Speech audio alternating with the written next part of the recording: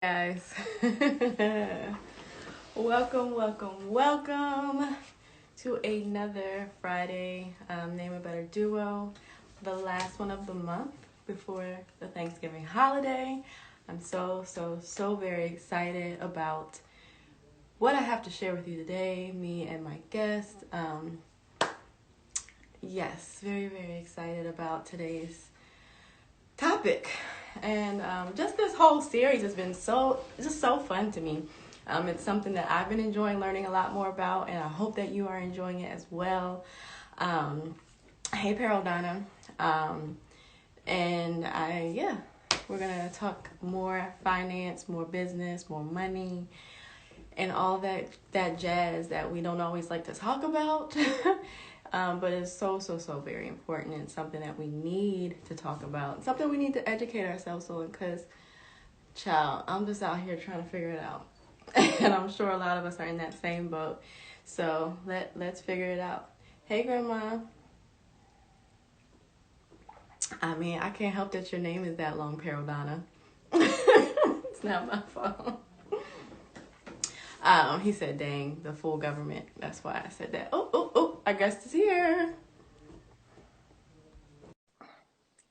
Yes. Hey, everyone. Thank you for joining. So excited to get started. Thomas!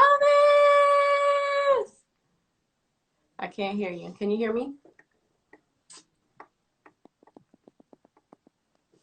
Make sure it's not me.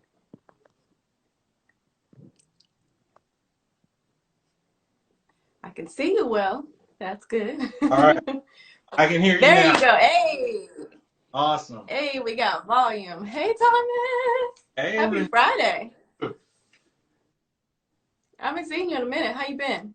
I've been good. I've been good. And yourself? I can't complain. God is good, you know, And you know? all the time and all the time. Going full Baptist, just straight in, right? You know, straight up called it Pentecostal, okay? On this Good Friday. No, I'm so excited to have you share your Friday afternoon with me because you're on the West Coast. I'm over here on the East Coast, so it's dark over here. I see that sun poking through on your side. Yeah, I miss it. I miss it. But I just wanted to. We've been engaging a little bit about finances and some of the things that we're learning, and I want to throw this disclaimer out there. We're not financial professionals, so take everything that we are telling you and go do your own research and figure out what works for you because we're just sharing you what we've learned, some of the research that we've done, and some of the things that we are implementing into our financial patterns, and just helping that it motivates you to do your own research and figure out what works best for you. With that said, I introduce to you all Thomas Winn, T Winn. Um, that's your rap name. In my We are going to be talking about shifting from a corporate mindset to a wealth mindset. And I don't want it to sound like we are bashing those who are, climbing up the corporate ladder or choosing that lifestyle for themselves. I commend you. But we are just throwing the idea out there that that doesn't have to be the end all to be all, and that there are other ways to build wealth, something that's not just allowing you to have nice things or live paycheck to paycheck, but actually generate wealth that will go on generations after you. So that was the whole purpose of this series, this Black Wealth series. I want us to think outside of the box. A lot of the things that when it deals with finances, a lot of these things are not taught in school, and these are not things that our parents teach us. So we want to have these conversations so that hopefully we can be the generational changers and shift the way we think about money. So that was a long intro, but yeah, Thomas, I'm happy to have you. I'm happy to be here, Renee. And like Renee said, I just want to reiterate that we are not financial professionals.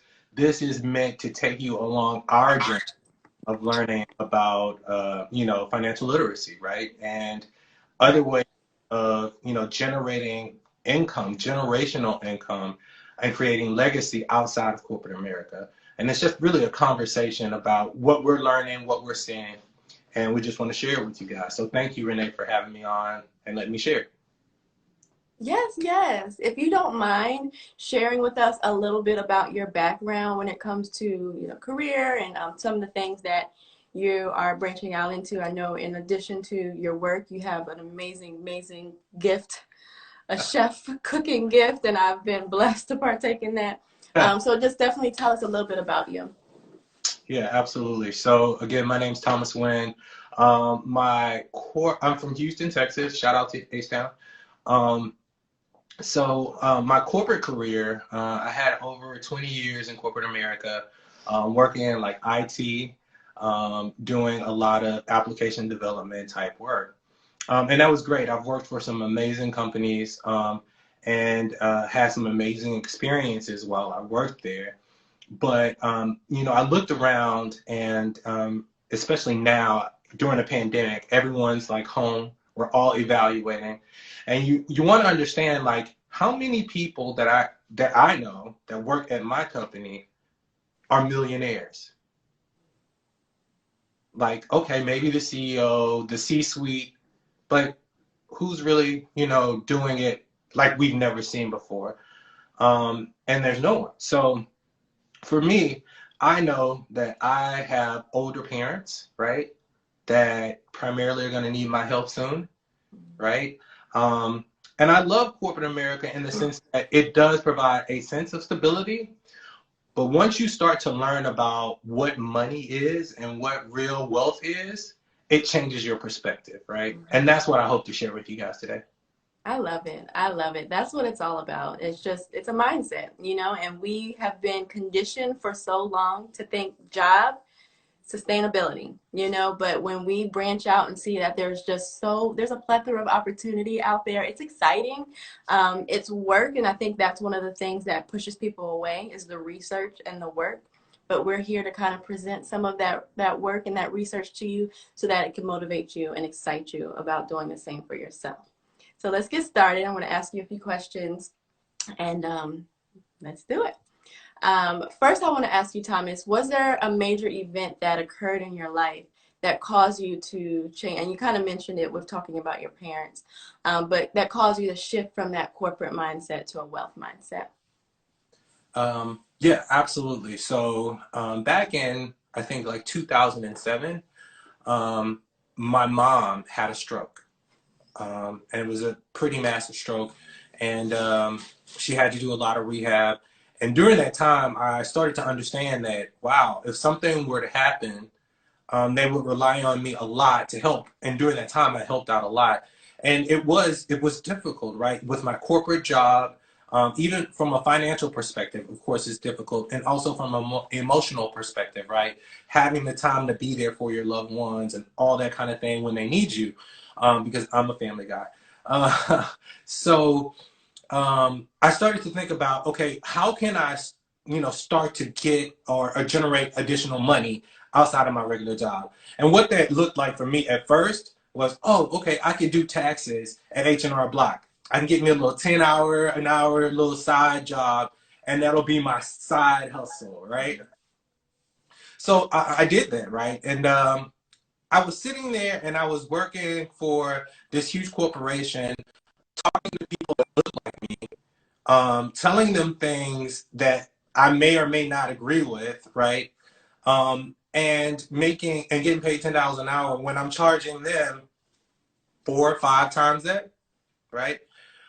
So it really kind of hit home to me as I was going through this process of working there. I was like, I could be doing this for myself. Mm-hmm. Right? That was the first step. Now, fast forward to 2020, like everything, every plan that most people have had has changed. And for me, that meant a layoff, right, in 2020. So now I have this amazing opportunity to have time. Because with corporate jobs, one of the main things about shifting what you do and how you operate is I don't have the time. I have kids. I have responsibilities. I have things. Well, I hate that it happened with a pandemic, but the one thing that I do can say that I like is the time that it gave me, because it gave me an opportunity to start to learn about some of the things that I wanted to do for a long time, about building wealth, starting a company, learning about stocks and how do you do that. I never had the time before. So now I have the time, and so I'm taking it. So that was the first event was my mom, my parents. Second being 2020, all hell broke loose. Yeah. And I think so many of us are in that boat right now, like you said. And that's why there's no greater time than now, I feel like. So what were some of those first steps that you took in learning and educating yourself about wealth building? So honestly, it was really more introspection for me at first, right? I had to drop a lot of the things that I had been conditioned to understand and know. Yeah. The first thing is you stay on a job until for 20 years, you retire, you get your 401k, and that's it. First off, I've had a 401k for 20 years, and quite honestly, I've never known how to manage it, what to do with it. I just kind of let it do its thing, if you will. Yeah. So that was the first step. And then secondly, you know, really thinking about what is money to me? Like, is money and like my be all and all? I must have money in order for me to be happy, or in order for me to think I'm successful. Is money the be all and end all? And in many cases, it was, because you know, we think about it, especially in our community. We say, oh, if you got a Benz, or if you got a big house, or if you got all these things, then you're successful. Well, you may have all those things, but that Benz is actually leased and the house is not actually paid for. So what do you really have? So it challenged my thinking, right? What is really, and we'll talk about this later, but there were some amazing books that I read. The first one being Rich Dad Poor Dad. I don't know if you guys have heard of that. Amazing book, and it changed my perspective on how I looked at money. So changing that mindset, like money is not the be all and end all. Money is a tool. Is a tool to be used to get more assets, to get things that will make you money, right? It is not the be all end all. If I got $1,000, I have it all. No. If I have $1,000,000, I have it all. No. If I have $100 million, I have it all. No. What can I do that will give back to the greater good outside of my essential needs, right? What is this tool going to allow me to do that will help my society? That's a word right there, okay? That's a word, because I feel like that's it. You know, just with life in general, I always say this on this show, especially, there's got to be purpose in it, in anything that you do, or else you will never be fulfilled. You see all these millionaires, billionaires who are never satisfied. They're always searching and reaching for the next thing, because they are not fulfilled in something that isn't purpose driven, you know. But when you find the purpose in it, then you can use it as a tool, you know, and then your money can work for you. And I think that that's one of the most important keys that we need to learn, is in this season and just in life in general, is that, you know, what is you should have control over your money, you know. And so many of us are conditioned to let our money have control over us, and that's with that mindset of paycheck to paycheck. And but when you really do the work, you'll find out by reading those you know, tools, those books. Same thing, I listened to Rich Dad Poor Dad, and although, you know, he's a Trump supporter, he speaks a lot of knowledge in that book, because it really helps you realize that a lot of the things that we think as wealth, you know, like you said, having the nice car, having the big house, is not wealth. You know, you're in debt with those things, you know. So those are things that we need to think about, and we need to be thinking of ways that we can pay off our houses sooner, or we can pay with cash, you know, for cars and houses. Like, that's the type of wealth mindset that I'm talking about today. So I'm excited that you mentioned that. You slightly touched on stocks, and I know that that's one of the ways that you've been researching and doing, to gain generational wealth. What are some of the short-term and long-term benefits of investing in the stock market to you? Well, again, this is all from learnings, right? And originally, like I told you, I had a 401k for years, didn't know what to do with it. But as I'm educating myself, what I'm learning is the stock market is a great tool to compound your cash, right? Compound your money. So let's think about this. Most people know about a checking and a savings account, right? The thing that they sell you on a savings account is, oh, we'll give you interest, right? And pay you dividends on the money that you put in your savings account. Now, if you think about this, a savings account right now is giving, and I don't know what the current numbers are, but it's around 1.2 to maybe 2%. Some of them you might find an online bank that might get you a little bit higher than that, right? But look at the stock market. Year over year, if you look at the last 10 years, right? And the same amount of money you put into your savings account, right? Because you're savers, we're all going to start saving money. But if you put that into an investment account, and let's just say it was, a stock. You bought Apple stock 10 years ago. And you just every paycheck, like you save your money, whether it's $20 or $30, you would put that towards buying more and more stock. The great thing about the stock market is you invest your initial money, but depending on how the market performs, that initial investment can increase exponentially. And in some cases, it can decrease, right? We all know about recessions, 2008 and that thing. But if you average out a 10-year period, a 20-year period, a 50-year period, you will see that people that have invested in the top stock market have almost quadrupled what they have invested over time. And the key thing about stocks, and we'll talk about the different types of investment tools or instruments, but the interesting thing about stocks is it's all long term, right? So it's all about the long game, not about the short game. And so you have to just understand in your mind that, hey, I'm making this investment not for now, but I'm making it for later, right? You sacrifice now so that you can live like a king later. Write that down, y'all. Write that down, okay? You sacrifice now so that you can live like a king later. I absolutely agree. I think that that's one of the things that deters people from getting started, is because they want they want it now. We want the instant gratification, and a lot of us have short-term goals, that we may be saving for. But when we talk about wealth, when we talk about generational wealth specifically, I think that we have to really do the work to shift that mindset and be willing to put in the work to see, that we'll be able to live like a king later. And with the stock market, it can be gradual, it can be fast, it can decline, like you said. But those who have really, I think about people that I've worked with and friends that I've had. I'm like, you make the same amount of money as me, but you're living a lot different than me. And I'm like, what are they doing?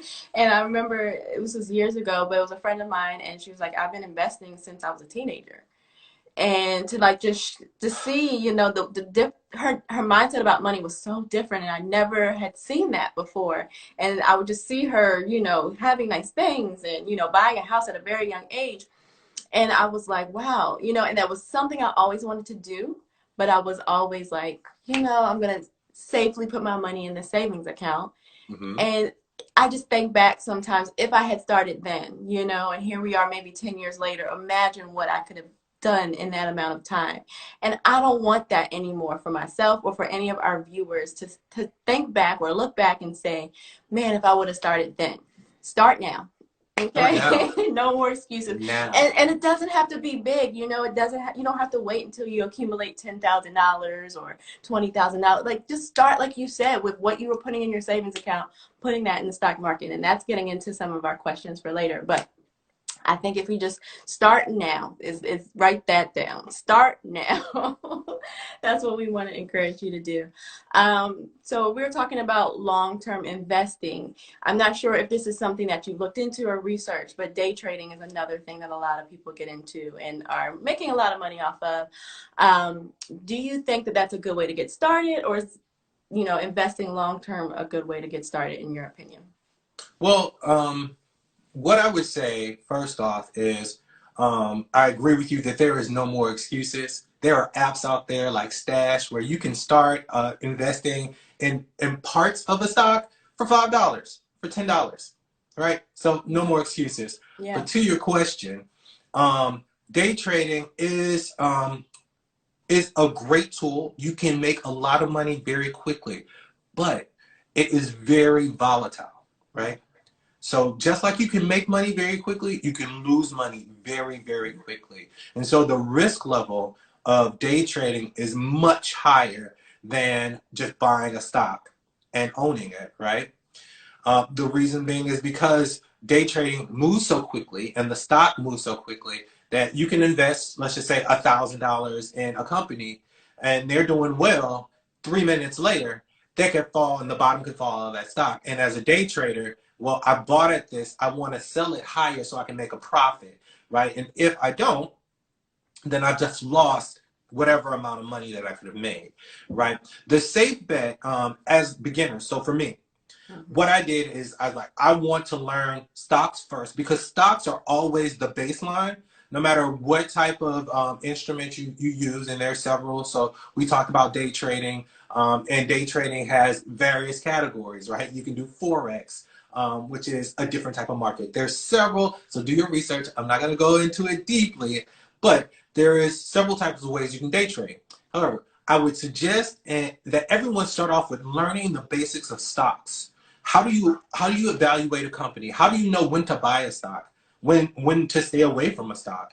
A lot of people say, "Oh, this is so confusing," right? There's all this terminology. There's graphs. There's tickers that go across the screen. All this stuff.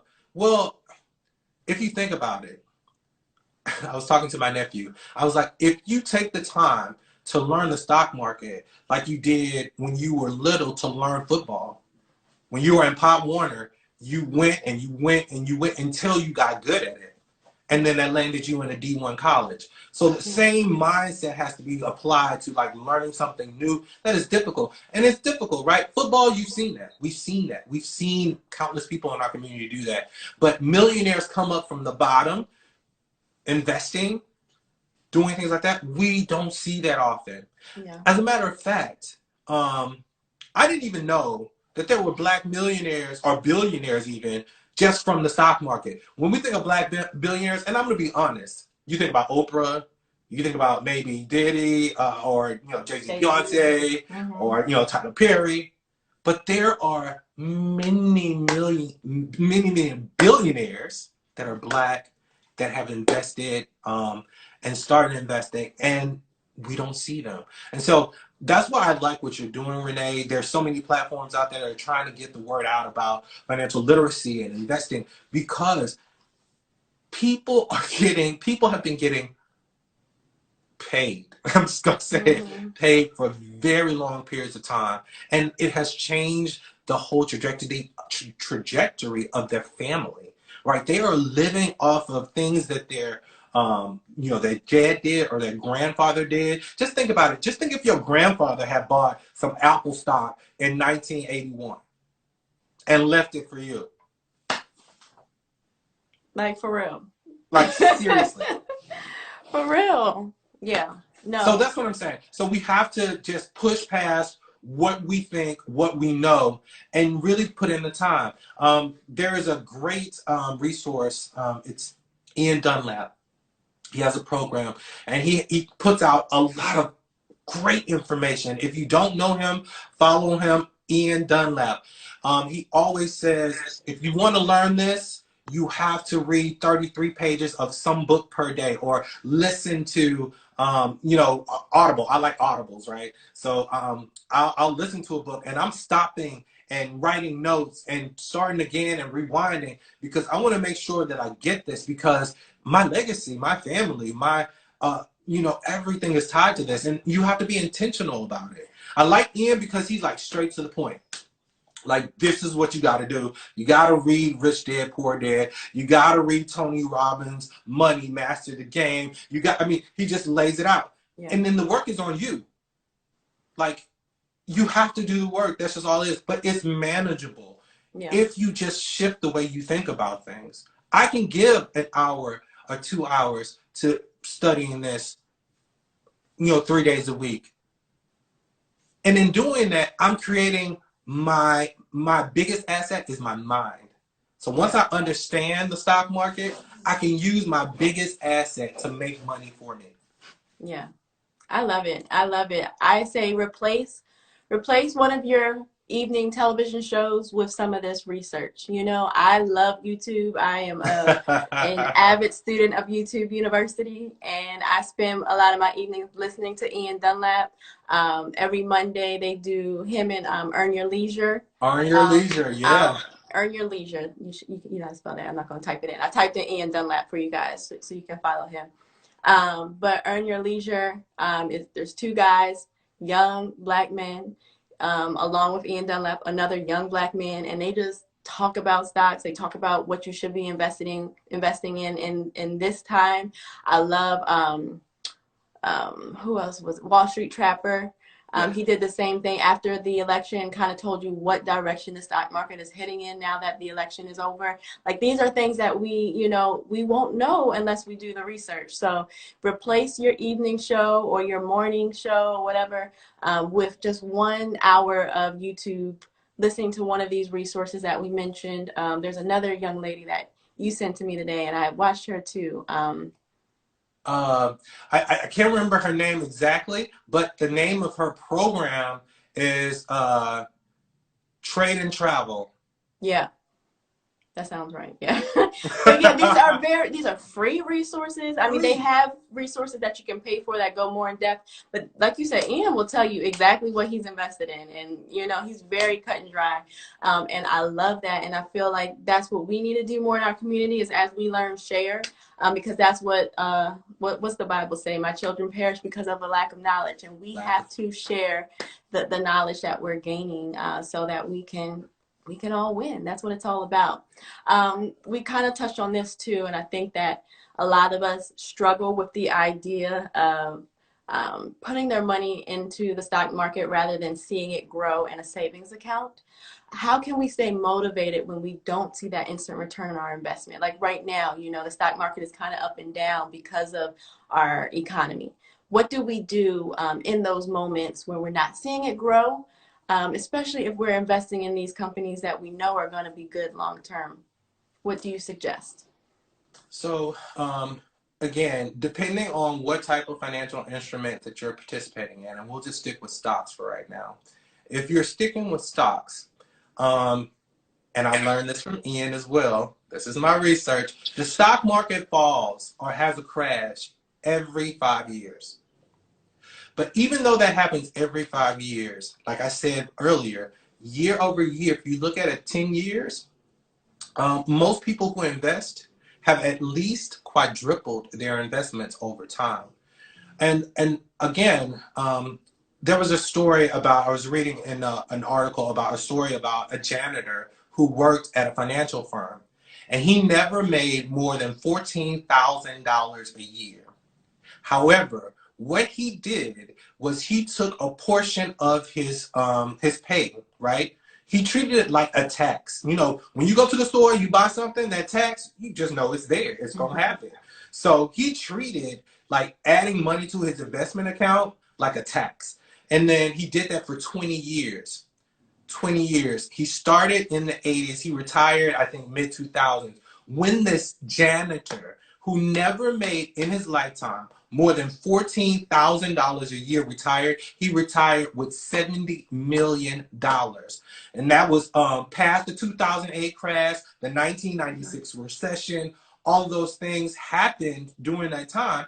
But he still came out a winner. And it's just like you have to have patience. I know the Bible talks about the fruit of the Spirit. Well, patience, self-control, I'm investing in my future. I don't care what it looks like now, right? I got to be patient with these stocks. I got to let the market play out because the market does this. It goes up and down. It goes in cycles. And then also I just got to have self-control. I got to stay.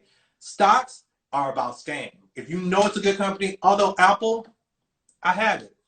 Apple, I'm in that thing. It split, the price went down. Yeah, I got extra stocks. So again, I invested in Apple like one time. I got a certain amount of stocks. I've held it.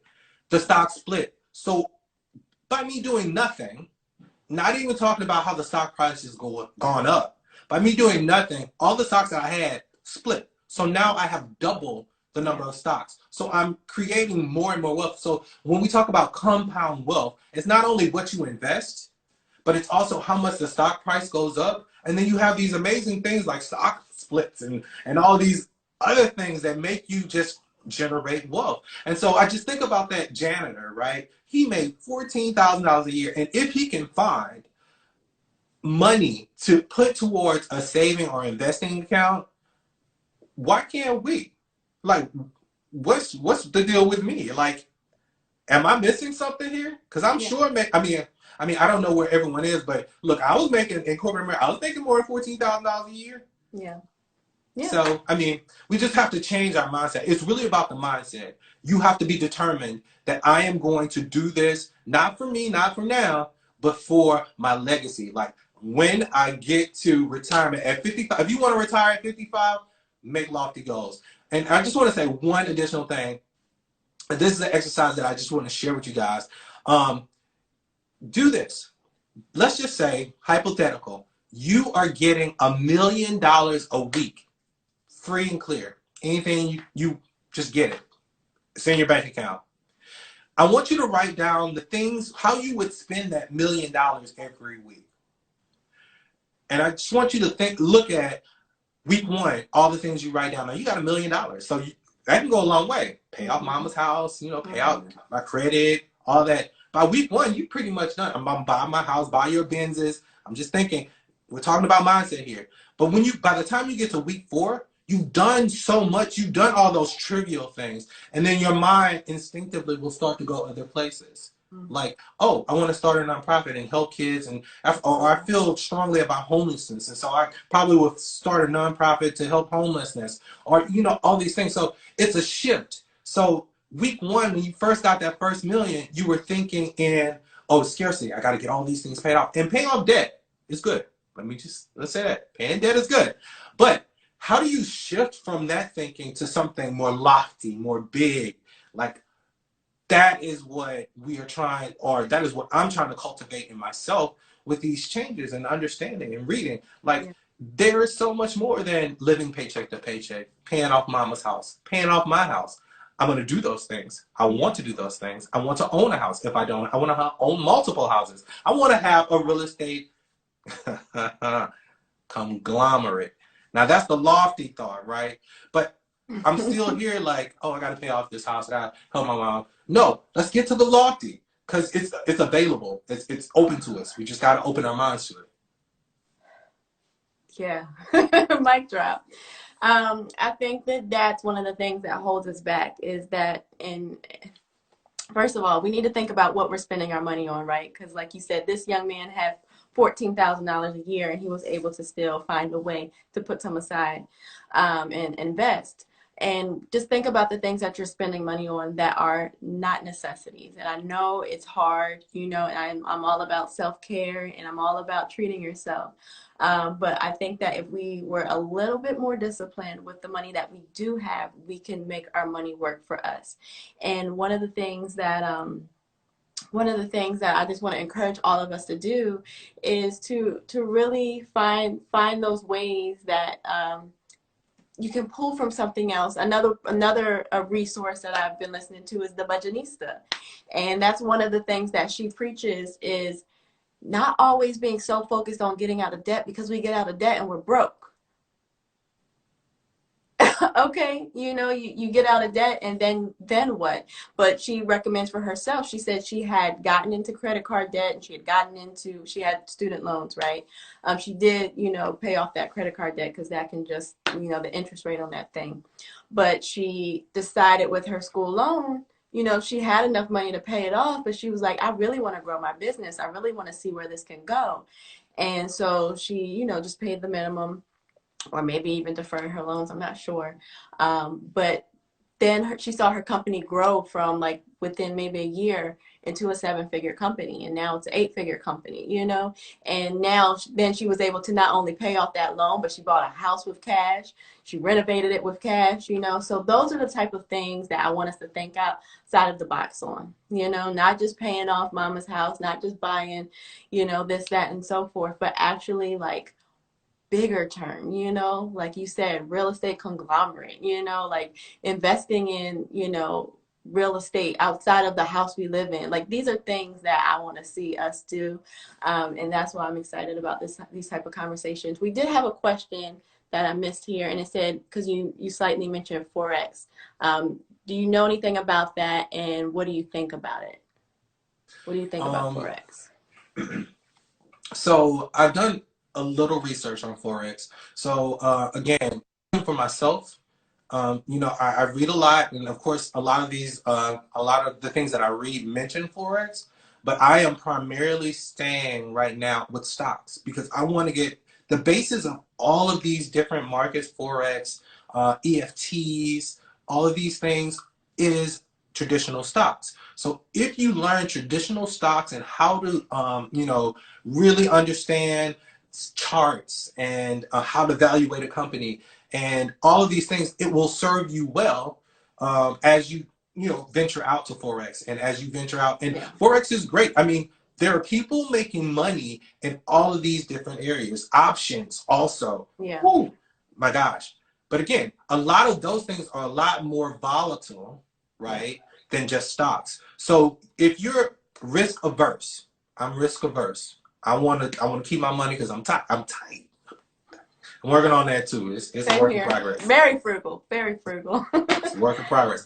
However, what we need to do is, and I would suggest for any beginner, really understand stocks. And there are tools out there where you can actually practice. They're called simulators, right? Mm-hmm. So you can go out. TD American Trade has one. It's called Paper Money. There's several out there. You can just do a Google search. You know, stock simulator, and you can play around. Yeah. You know, trading stock. As you read and as you educate yourself, you can actually go and play at the same time and apply what you're learning, which is what I'm doing. And I think it's a great way for you to get a baseline, understand, you know, where you want to go, how you want to trade. You know, stocks may not be the thing for you. You look at it and you learn how to trade and you say, oh, stocks is just too long. I'm ready to, you know, do something a little bit quicker. Then you switch to day trading. But in day trading you'll read the same charts, right? You'll look at the same information and data, right, to evaluate what you want to do. So again, the basis is always stocks. So I'm starting with the stock market. I want to learn that, make sure I'm solid with that. And then I'll go out to these other different instruments and markets like Forex and options and things of that nature. Yeah, again, like we said in the beginning, I think research is key, so that you can kind of figure out what works best for you. I agree for myself. I think long-term investing is, it's just more for me, you know, because I want to see, like you said, the long-term benefits of, you know, investing and holding. Yeah, there are demo accounts that you can learn to train as well. So there's a lot out there that you can do to practice if you aren't really into taking the risk and you want to just make sure you know what you're doing first. I definitely am all here for it. And then you can also just start small. You know, for me, I'm like, let's get started. That's me. So like, even if you don't want to, you know, start with a TD Ameritrade or E-Trade, which I think you might just have to start with $50 or something like that. You can start with Robinhood, which I think is totally free. It's so easy. Like, it's just like, you know, it's just like another app on your phone, you know?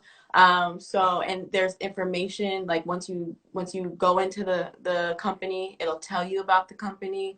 It'll show you, and they have very simplistic charts, you know, not all the tickers, but just shows you, okay, is it going up or is it going down, you know, and those things are very easy ways to get started. And then as you get into it, you'll see yourself wanting to learn more and getting deeper.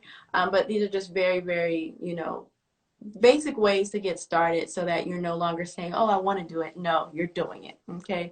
And that's what we're here for, to kind of encourage you to do that. Now, switching gears a little bit, we did kind of talk about, I did want to mention that before we move on, because there are some alternate ways to get started. If you don't feel comfortable researching companies, or you're just not sure, like you said, there's ETFs and there's mutual funds. And I want y'all to research that because we don't have time to go into it. But these are accounts that basically have different companies. So you'll have a certain amount of shares in each company, so that you're not feeling just tied to one, and you're not fully depending on one company's performance.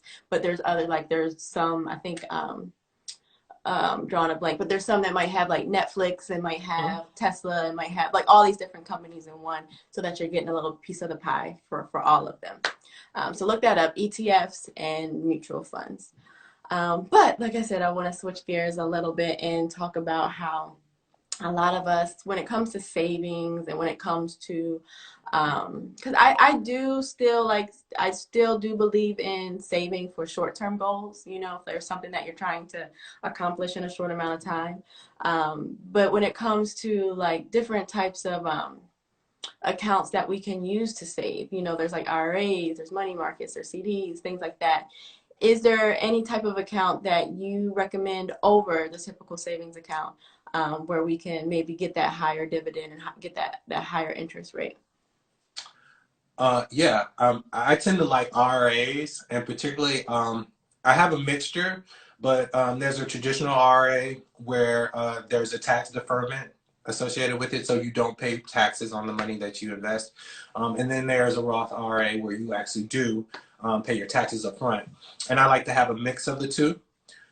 So I would have, in terms of liquidity, so my ability to get money without it being taxed as much, I would go with a Roth IRA, and I have several of those. And there is a limitation on the amount of money that you can put into these instruments, but you can have multiple.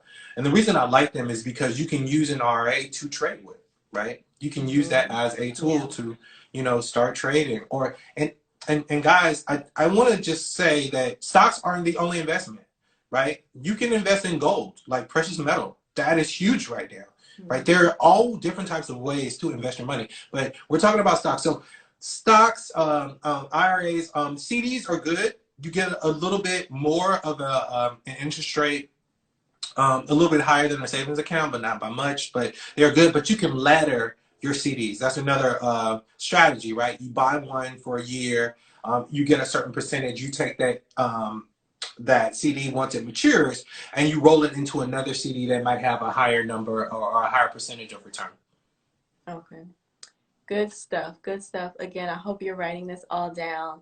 I think another thing that we as a people tend to do, especially once we get our hands on a little bit of money, we like to stay loyal to certain companies. And I know I've been this person where I'm like, oh, you know, I just like hearing Geico tell me that I've been with them for 15 years, or, you know, like, I think that there's some type of benefit to that. But what do you, how do you feel about that? Do you think it's a good idea to shop around when it comes to savings accounts, finding the best interest rates, and when it comes to your car insurance or your cell phone provider? Like, is it a good idea to shop around even though you have that longevity with that company? So in terms of stocks, yes, it is good to shop around, because every one of these platforms, brokerages, whatever you use, TD, Ameritrade, whatever, they have fees, right? And we all understand fees from a bank account. If you've not had a bank account, I'm sorry, but they charge you fees for everything, right? So they have these fees, and what they will say, like, oh, we're only charging you 1%, but it's 1% of what you invest, and then also 1% of what you earn. So you're really paying like 2.5%. Now, just think, over time, if you stay with that one company, you know, like 30 years, that 1% turns into a large sum of money. Yeah. Now, versus like when we're buying clothes, if I saw this shirt and it was at Macy's for $50, but at Marshall's for 15, what am I going to do? I'm going to Marshall's. Right. Right. So the same thing about these fees, researcher fees. Understand what you're being charged, right? Ask questions. And if you don't know what to ask, then step back. Like, you don't need to have A lot of brokerage firms get in. A Robinhood, like Renee said, is very good. Stash is another one. You can get in for very low money, like $5-10, and you buy a portion of a stock, but it's still a stock, right? And you can learn that way and grow that way. But I would definitely shop around because fees can eat up all the money that you have earned and also contributed to your stocks and your Yeah. investment. That's very good because that's something that I think sometimes we overlook. You know, we think we just see the amount that we're putting in and we think that we're getting the full, you know, we're getting all the profit, but there are a lot of associated fees that you want to make sure that you're aware of. Again, do your research when it comes to that, because you don't want to be hurting later when you see the amount of money that you could have saved. So definitely do your research and find what works best for you. I want to hop into the money game. This has been so, I know, this has been so good. There's so much information here that I hope that you guys are taking note to because it's scary. Finances can be scary, but it can be fun as well. And I like to kind of look at it as a game, you know, and I like to okay, this is the amount that I want to invest this month, or this is the amount that I want to save this month, and really you know, hold myself accountable and sticking to it. And it really can, once you see the numbers grow, I think that's one of the hardest parts is starting from nothing. But once you see those numbers grow, even, you know, month to month, you will be excited and it should push you. I hope it pushes you to keep going and just see how far this thing can go. Are you ready, Thomas, to play the money game? Yes. You're ready. I know you're ready, okay? Because you killed all these questions, okay? Let's do it. Okay? So these are just, you know, random scenarios, but I'm going to present a scenario to you, and you're going to give us your take on what this person should do in said scenario, okay? So the first one. So Rachel's reached her savings goals, and now she would like to start investing. She doesn't want to touch the money she saved due to the uncertainty of the market, so she wants to take half of what she's been saving and put it in the market, and then keep putting the other half in her savings account.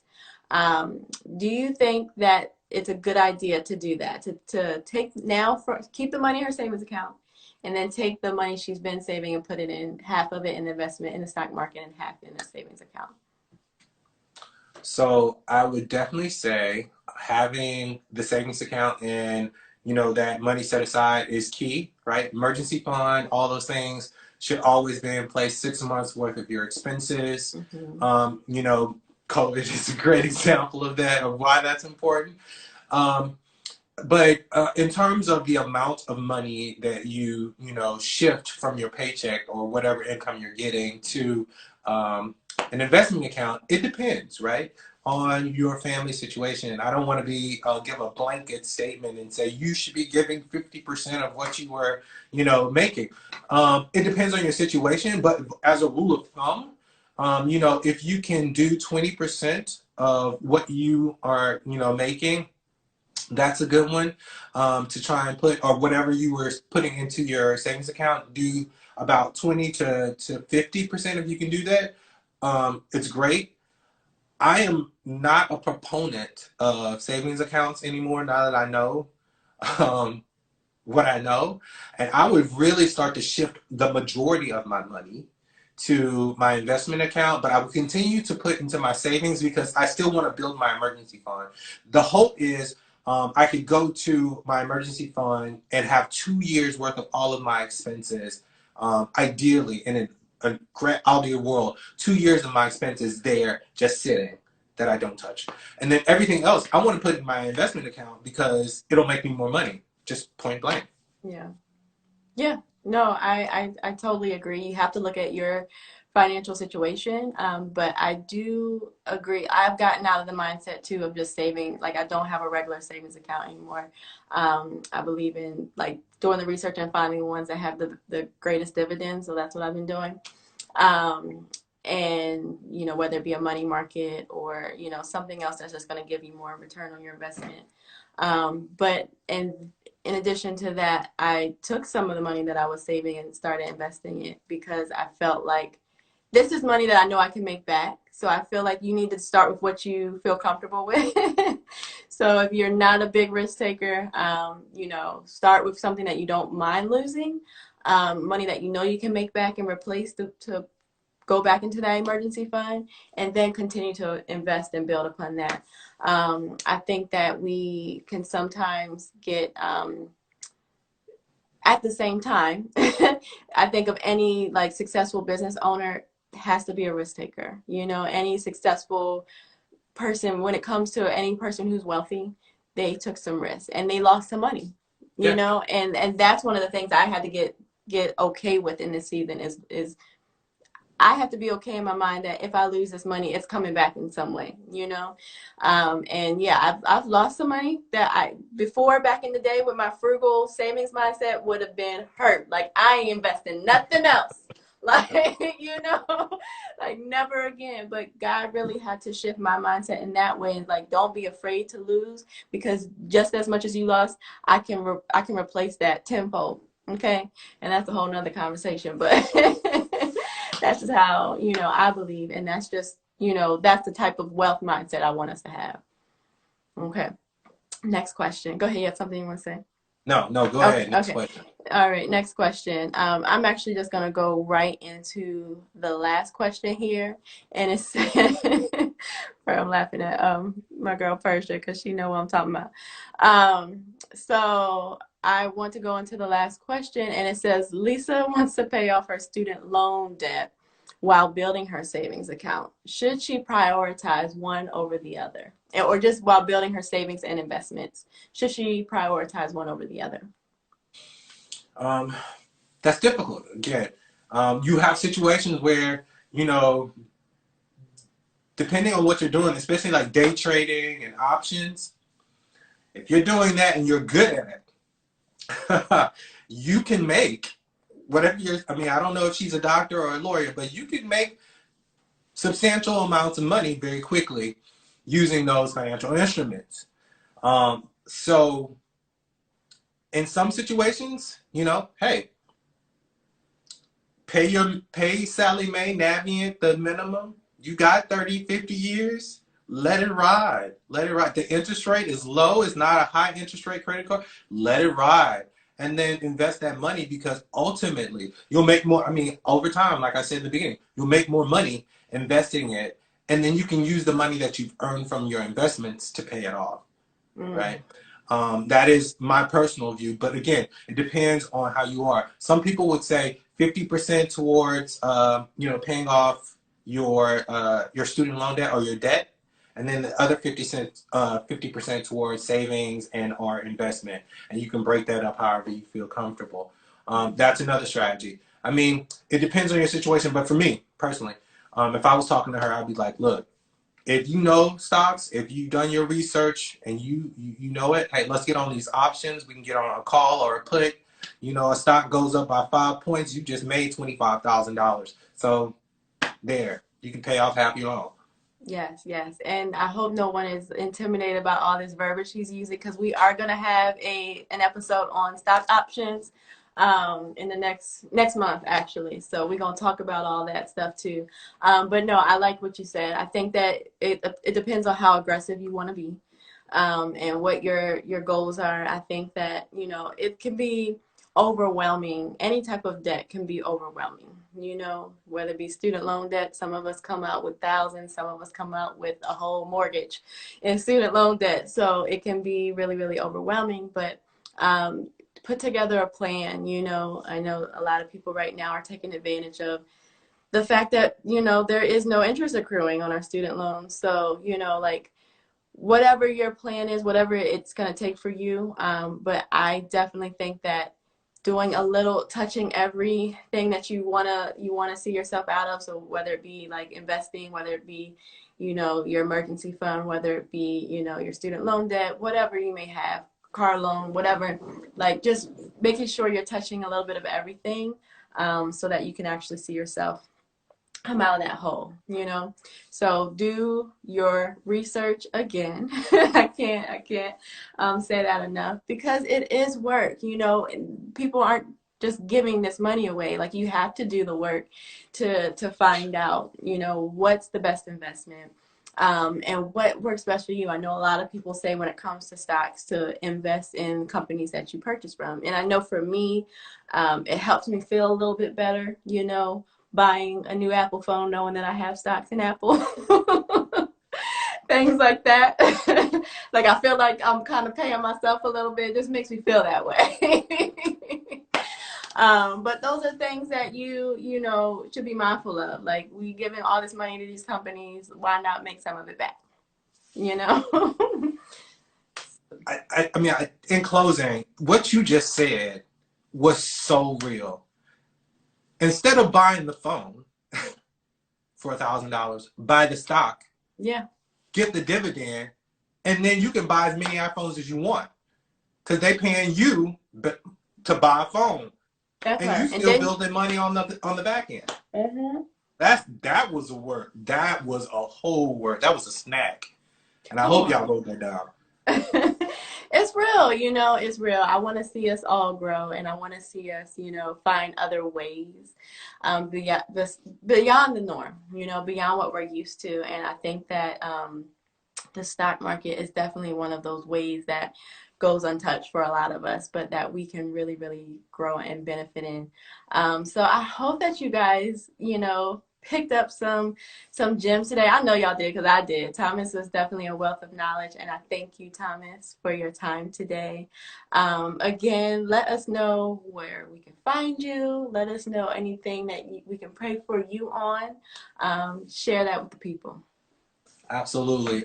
You can find me on Instagram at Thomas the Food Junkie. Again, you can find my catering business at the Catering Foodie, and also on Facebook. And then there's some more things that are coming down the pipe. Can't quite say, but you know, just look out. You'll see it, and it's coming. Yes, yes. Definitely follow Thomas. Like I said, I've stolen some recipes from you, Thomas. You may not know all of that. But the food is good, and just everything that you're doing, I really, really appreciate you, because this is something that a lot of our people go without knowing. And I pray that each of you takes this information and runs with it, like I said last week, and actually puts it to work. I was so excited to have you on today. We were going to take a break, but I was like, no, we got to get this information out. Now's the time.